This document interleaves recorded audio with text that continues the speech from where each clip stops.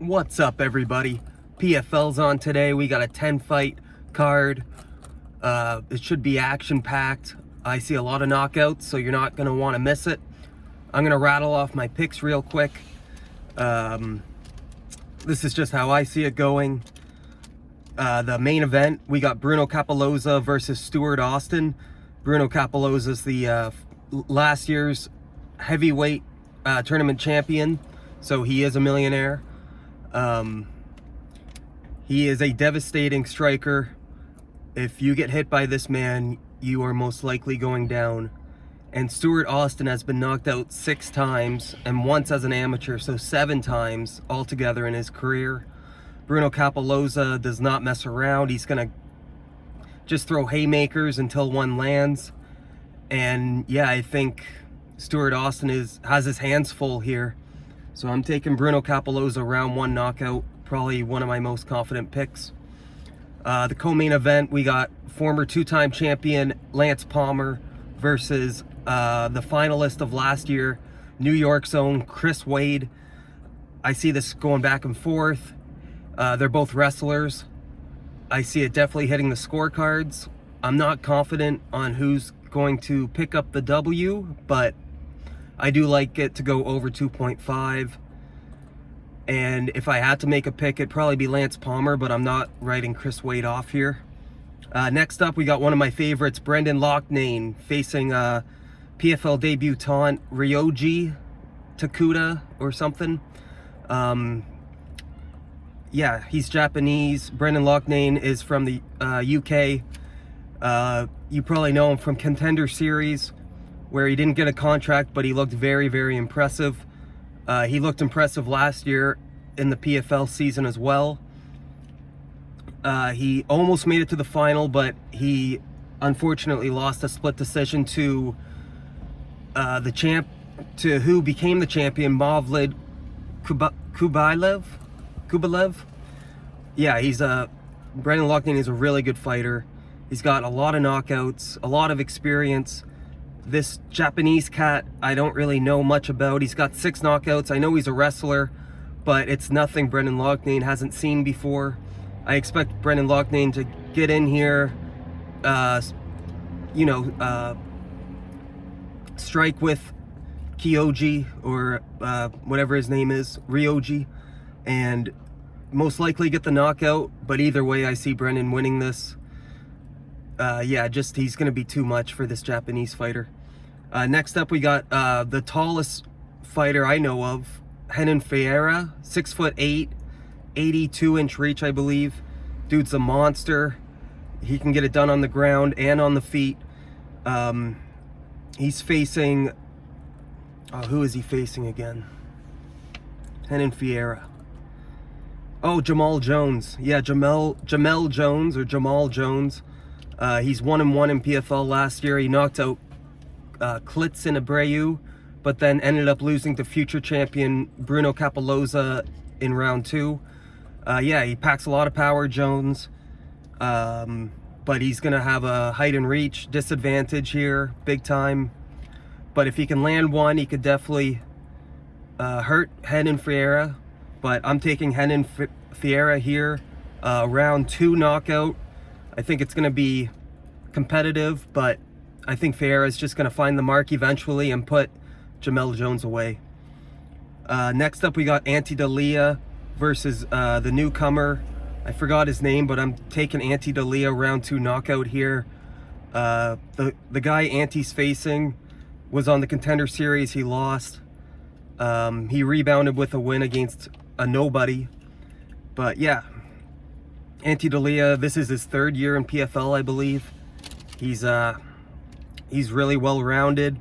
He made it to the finals last year, but ended up losing to Bruno Capoloza by decision.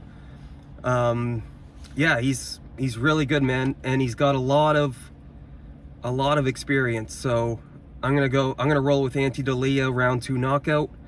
Next up, we got Bubba Jenkins versus who is he fighting? Bubba Jenkins.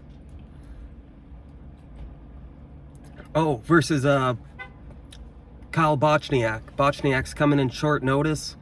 But he is one hell of a fighter, so entertaining. I love Kyle Bochniak. But Bubba Jenkins, that wrestling pedigree that he has, the way he beat Lance Palmer last year, I just don't see Kyle Bochniak being able to stuff takedowns for 15 minutes and keep this on the feet long enough to win rounds. But if he can, Kyle is definitely better on the feet than Jenkins in my opinion. So yeah, it's going to be an interesting fight. I've never seen a boring Kyle Bochniak fight, so I'm definitely tuning into this one, and my final prediction is Bubba Jenkins by decision, but it might be a split. It all depends what the judges are looking at when it comes to the striking and the wrestling and the control time. Next up, we got Adam Kurash from Israel versus Klidson Abreu. Adam Kurash is a scary fighter as well. All 5 of his wins come by knockout. He's got that mean streak about him. He looked really good on the Challenger series. That's how he got into the tournament here. He's a former Bellator fighter. He knocked out Baby Fedor with a head kick. Yeah, and he's facing Klidson Abreu. You probably have heard of him. He had a brief UFC stint. He's been knocked out 2 times in a row, I believe, to Jamal Hill and Jamal Jones. So yeah, he's going to be hungry for a win here, Klidson, but I just don't see it happening against this Israel powerhouse. So I'm going Adam Kurash, round 1 knockout. I think the trend continues, and Klidson, unfortunately, is going to be on the wrong end of a knockout here. But yeah, it's MMA. Who knows? Klidson does have submissions up his sleeve, so maybe hedge bet Klidson by submission prop. Yeah, so next up we got Shaman Moraes versus who's he facing? Shaman.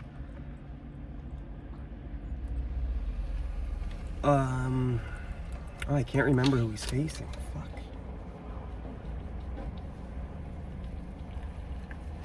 Oh, Boston Salmon. Shaman Moraes versus Boston Salmon. Boston Salmon also coming off the PFL Challenger Series.